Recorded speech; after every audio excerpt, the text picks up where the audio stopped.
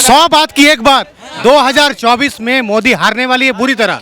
उनके कौन सा बच्चे हैं जो अपने बच्चों के लिए मर रहे हैं क्या? अपने परिवार के लिए मर रहे हैं क्या?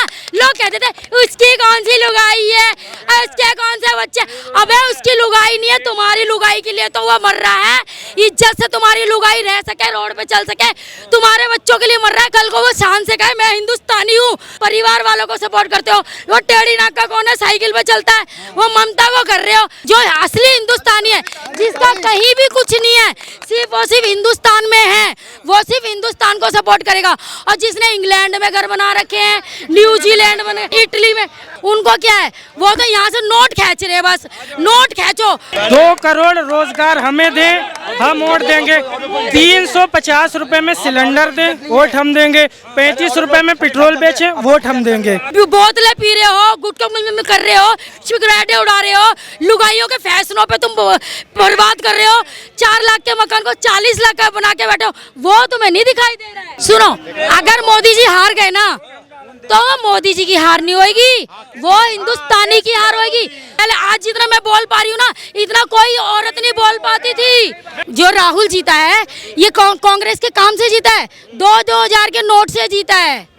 वो ऐसे वोटों से नहीं जीता है। नहीं बिगाड़ा भारत का कुछ, दुश्मन की तलवारों ने भारत को बर्बाद किया है। भारत के गद्दारों ने अभी भी बर्बाद करना चाह रहे हैं।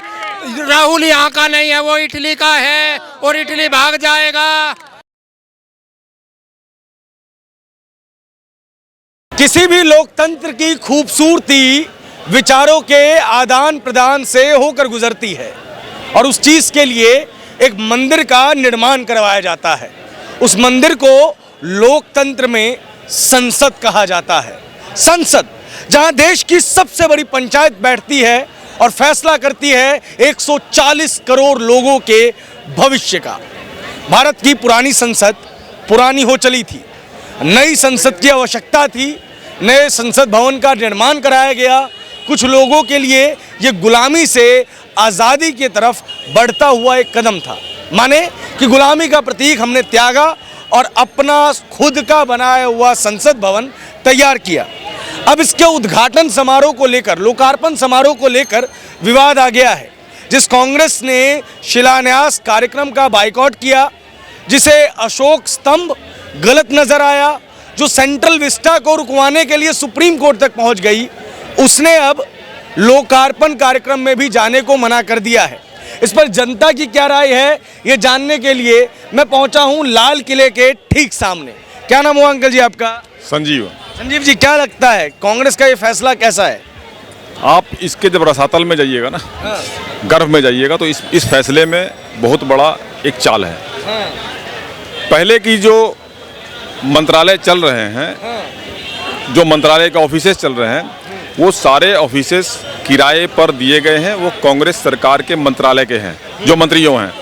कांग्रेस सरकार के मंत्री और कांग्रेस के सभी नेताओं के ये मकान हैं जहां ये मंत्रालय चल रहे हैं। मंत्रालय के ऑफिसेस चल रहे हैं, बहुत सारे ऑफिसेस चल रहे हैं। उसके एवज में गवर्नमेंट से इन लोगों ने 100-200 करोड़ रुपया पर ईयर किराया लिया है। ये किराए पर है। दर्द इस बात का है, जो किराया कांग्रेसियों ने 50-60 साल से अपनी ज़मीन को किराए पे देके लिया है, वो इनका ख़त्म होने वाला। मोदी जी ने जब इसके फैक्ट में देखा तो ये पता लगा कि ये सारा ज़मीन, सारे मकान जो किराए पर हैं, सारे कांग्रेसियों के हैं और इसमें साल के सैकड़ों करोड़ रुपया किराया जाता है। मसला इससे आगे बढ़ गया है।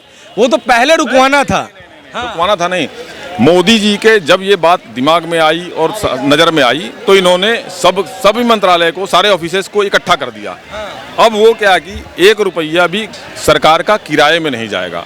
दर्द इस बात का है कांग्रेसियों को, जो हजारों करोड़ रुपया हर साल के, सैकड़ों करोड़ रुपया हर साल का किराया जाता है, ये रुक जाएगा। ये देश के काम आएगा। बहुत बढ़िया निर्णय लिया गया है। इससे देश के सैकड़ों करोड़, हजारों करोड़ रुपया हर साल बचेंगे, ये देश के काम आएंगे। अंकल जी, आपको क्या लगता है कि जो ये नए संसद का उद्घाटन सत्र होने वाला है, लोकार्पण सत्र, उसका बायकॉट किया है विपक्ष ने, सही है गलत है?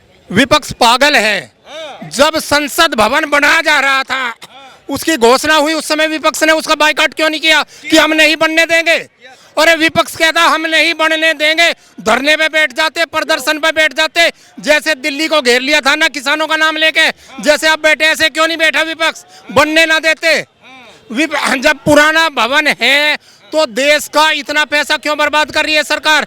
विपक्ष बैठता धरने पे, विपक्ष ने बनवाया है और बायकॉट अब कर रही है क्योंकि मोदी जी उसका उद्घाटन कर रहे हैं, इसलिए चिड़े हुए हैं वो। और मोदी जी का कुछ नहीं बिगाड़ सकते। मोदी जी 2024 में प्रधानमंत्री बनेंगे बनेंगे बनेंगे। वो कह रहे राष्ट्रपति से उद्घाटन करवा देते। क्यों करवा दे राष्ट्रपति से उद्घाटन, क्यों करवा दे, प्रधानमंत्री करेंगे उद्घाटन, मोदी जी करेंगे, मोदी जी ने बनवाया है और विपक्ष का सहयोग रहा है।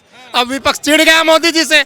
अरे नाम मोदी जी का है, प्रधान राष्ट्रपति तो यहाँ का मोहर मारने वाला होता है, साइन करने वाला होता है। असली चीज प्रधानमंत्री होता है, देश का मालिक प्रधानमंत्री होता है, देश का राजा प्रधानमंत्री होता है।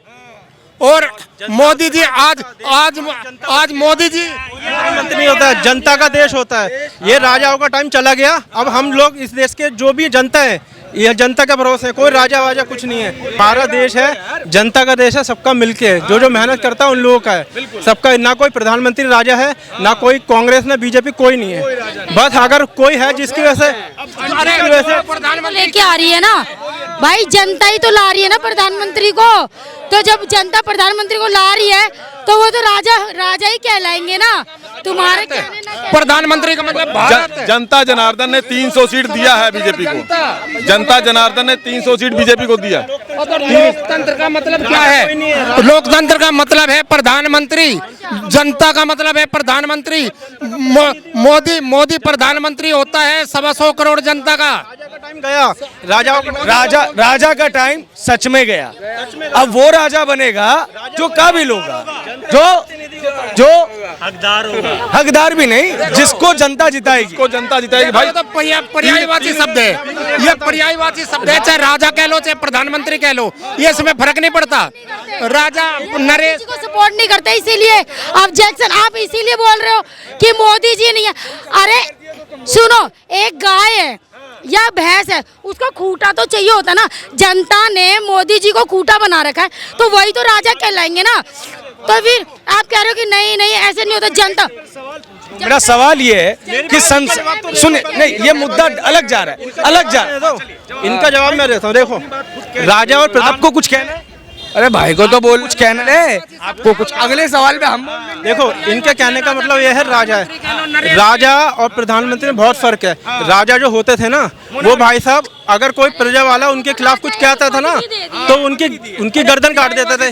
राजा का मतलब वो प्रजा की। का कहने का मतलब ये है, इनका कहने का मतलब आप गलत लेके चले गए। आप इनका कहने का मतलब गलत लेके चले गए। हाँ आंटी, कि ये जो संसद भवन का लोकार्पण हो रहा है उसमें विपक्ष नहीं आ रही है, आपका क्या कहना है? विपक्ष नहीं आ रही है, वो तो देखो ये उन लोगों को तो काम है। मोदी जी जो भी काम करेंगे वो विपक्ष ऑब्जेक्शन उठाएगी। मोदी जी मतलब उनको क्या काम हो रहा है उस चीज से ऑब्जेक्शन नहीं है। उनको ऑब्जेक्शन ये है कि मोदी जी क्या काम कर रहे हैं।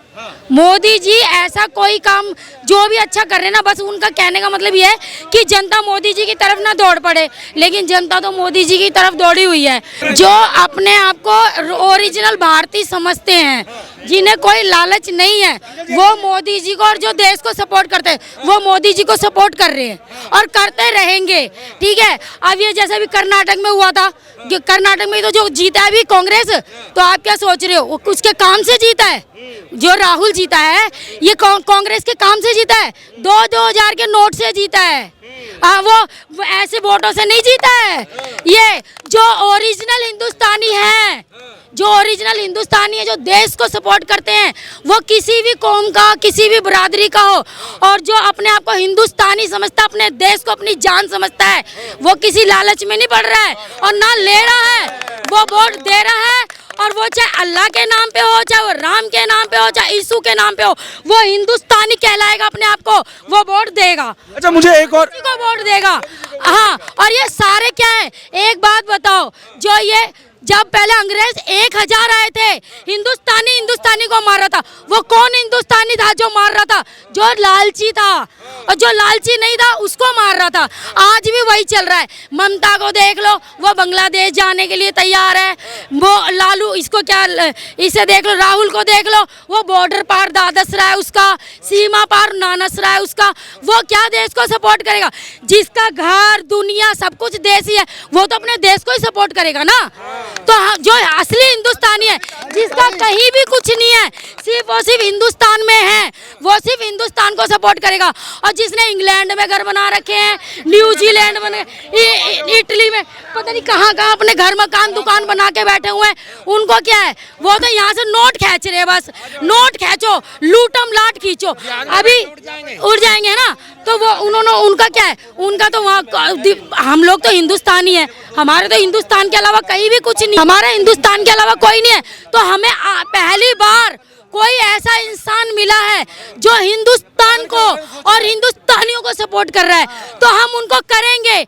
उनके कौन सा बच्चे हैं जो अपने बच्चों के लिए मर रहे हैं क्या? अपने परिवार के लिए मर रहे हैं क्या? लोग कहते थे उसकी कौन सी लुगाई है, उसके कौन से बच्चे। अबे उसकी लुगाई नहीं है, तुम्हारी लुगाई के लिए तो वो मर रहा है। इज्जत से तुम्हारी लुगाई रह सके, रोड पे चल सके, तुम्हारे बच्चों के लिए मर रहा है।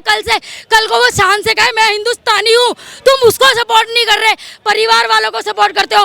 वो टेढ़ी नाक का कौन है, साइकिल पे चलता है, वो ममता को कर रहे हो। जो वो राम वो निकलती है, जो राम की वो निकलती है, यात्रा निकलती है, उस पर पत्थर बरसाए जा रहे हैं, उसको तुम सपोर्ट कर रहे हो। जो तुम्हारे लिए पूरे देश को जो कहता है सबका साथ सबका विकास, जो हिंदू नहीं देखता, सिख नहीं देखता, मुसलमान नहीं देखता, वो सबको एक परिवार मान के चलता, उसको सपोर्ट नहीं कर रहे। क्यों नहीं कर रहे भाई? क्यों नहीं कर रहे? 2000 उसके गेहूं खा रहे हो तुम, उसके मकान ले रहे हो, सिलेंडर ले रहे हो, सरकारी दवाइयां ले रहे हो, इलाज ले रहे हो, सब कुछ तुम्हें मोदी जी का चाहिए। वोट मोदी जी को नहीं दोगे। ऐसे नमक हरामों को इटली फेंक के आओ, पाकिस्तान फेंक के आओ, और वो जिनपिंग के कौन है, वो चाइना वहाँ फेंक के आओ ऐसे देशद्रोही लोगों को, है ऐसे देशद्रोही लोगों। कुछ जवाब भी तो दे दो, कुछ जवाब भी तो दे दो, आप सुनते ही रहोगे। भाई 2 करोड़ रोजगार की बात करी, नहीं बिगाड़ा भारत का कुछ, दुश्मन की तलवारों ने भारत को बर्बाद किया है, भारत के गद्दारों ने भारत को बर्बाद किया है, भारत के गद्दारों ने अभी भी बर्बाद करना चाह रहे हैं। राहुल यहाँ का नहीं है, वो इटली का है, और इटली भाग जाएगा। वो गांधी नहीं है। 2 करोड़ रोजगार की बात करी थी।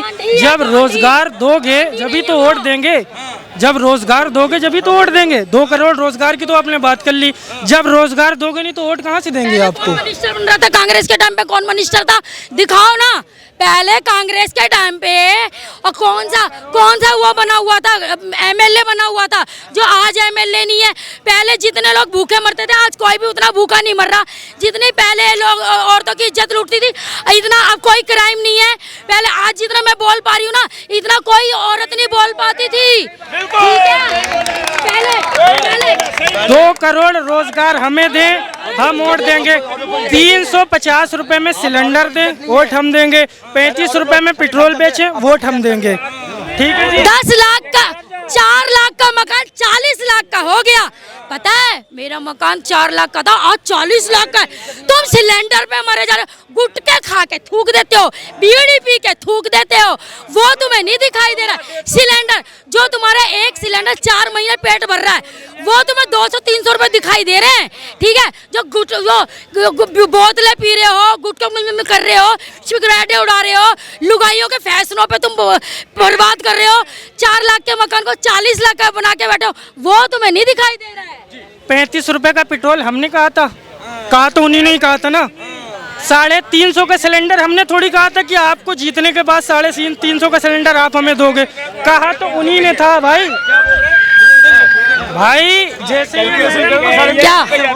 जैसे ये कह रही हैं कि 4 लाख का मकान 40 लाख का हो गया आज, तो 350 का सिलेंडर हमने थोड़ी कहा था, तो मोदी जी ने कहा था ना कि हम आपको मुहैया कराएंगे।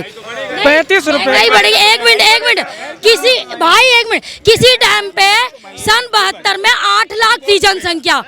सन 72 नहीं अच्छा चलो 800 रख लो, चलो मान के चलो, आज हमारी 140 करोड़ हो गई है, ठीक है। एक बच्चा पैदा कर लो, एक को नौकरी मिल जाएगी। नहीं, एक बच्चा पैदा कर लो, एक को नौकरी मिल जाएगी। चाहे मैं हूँ, मेरे जो पढ़े लिखे नहीं है, जो पढ़े लिखे नहीं है, वो किसी मजहब, किसी कौम या कोई नहीं आ रहा है, कोई नहीं। सुनो, 100 बात की एक बात, 2024 में मोदी हारने वाली है बुरी तरह। किस वजह से मोदी जी हारने वाला बताइए आप। हाँ हाँ भाई, हल्ला नहीं भाई चलो सुनो, एक मिनट मोदी जी सुनो, अगर मोदी जी हार गए ना तो मोदी जी की हार नहीं होगी, वो हिंदुस्तानी की हार होगी।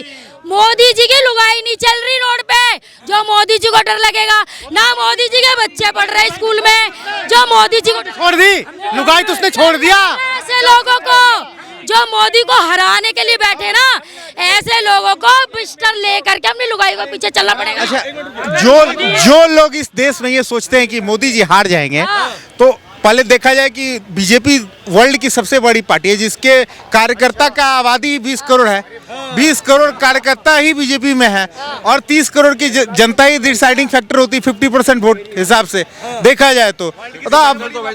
अब जिस तरह का 70 करोड़ होती है, 70 करोड़ होती है ना, तो 2 नंबर का डंका है। ठीक है। बनाया था भारत को भाई। हाँ, लड़ाई नहीं है ये तो। पर्सनल नहीं बोला, इसने बोला, इसने बोले हैं। नहीं तो कैसे बोल सकते हैं कि तुम्हारे जैसे हिंदुस्तानी गुलाम बना देंगे। आंटी भाभी, पर्सनल नहीं, एक मिनट, शांत, थोड़ा सा शांत, लड़ाई नहीं होनी चाहिए। विपक्ष बोल रहा हूँ, इनको क्या बोले कि मोदी अगर हारता है तो इस देश की जनता हारेगी 140 करोड़। ये मेंटलिटी है क्या इस देश का? ये लोकतांत्रिक गणराज्य है, लोकतांत्रिक। यहाँ पे जनता तय करती है, इनके बोलने से थोड़े हो जाएगा।